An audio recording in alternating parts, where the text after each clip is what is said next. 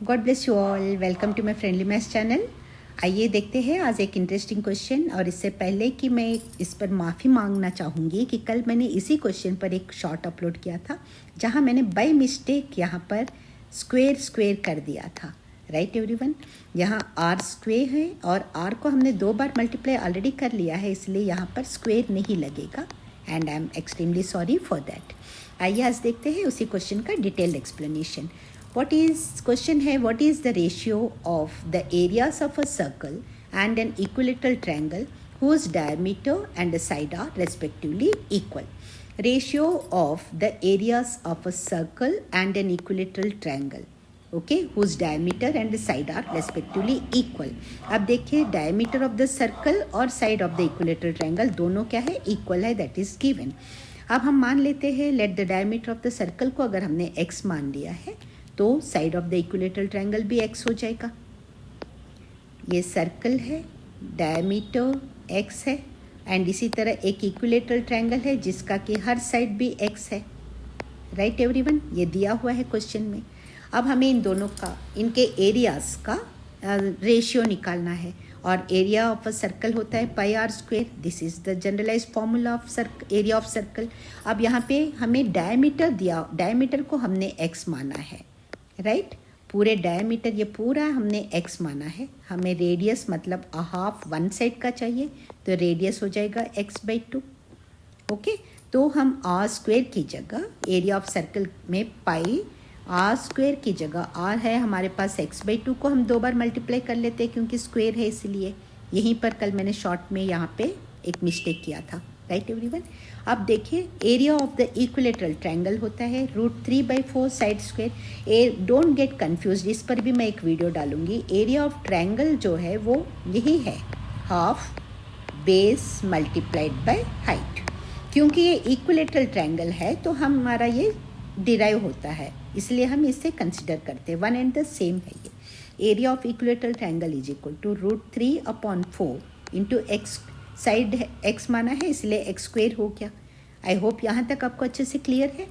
तो आइए अब देखते हैं फर्दर हम आगे कैसे बढ़े। हमें चाहिए रेशियो चाहिए। अब देखिए रेशियो a रेशियो b निकालना है आपको, तो हम वन एंड द सेम होता है, a/b भी कर सकते हैं रेशियो निकालने के लिए।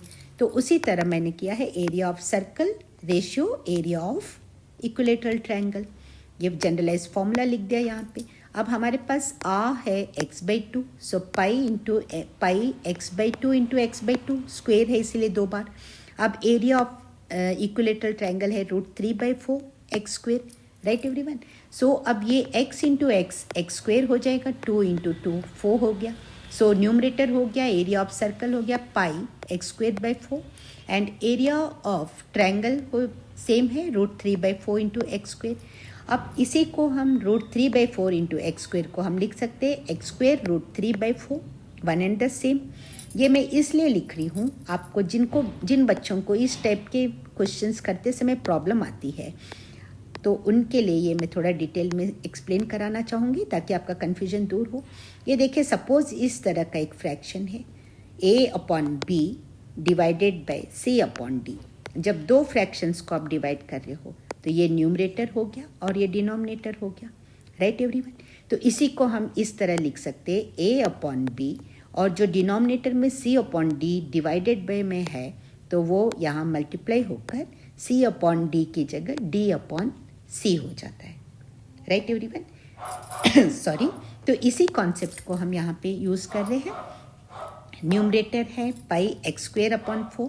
अब ये जो डिनोमिनेटर है, ओके, ये जो डिनोमिनेटर है ये √3/4 है, ये 4/√3 हो जाएगा मल्टीप्लाइड बाय होकर के, एंड ये x² है, ये 1/x² हो जाएगा, वन एंड द सेम। अब देखिए ये 4 और ये 4, ये न्यूमरेटर में 4, ये डिनोमिनेटर में 4, और जब मल्टीप्लाई होता है तो ये 4 कैंसिल हो जाएगा। ये x², ये भी मल्टीप्लिकेशन में है, ये न्यूमरेटर का x² डिनोमिनेटर का x² कैंसिल हो गया।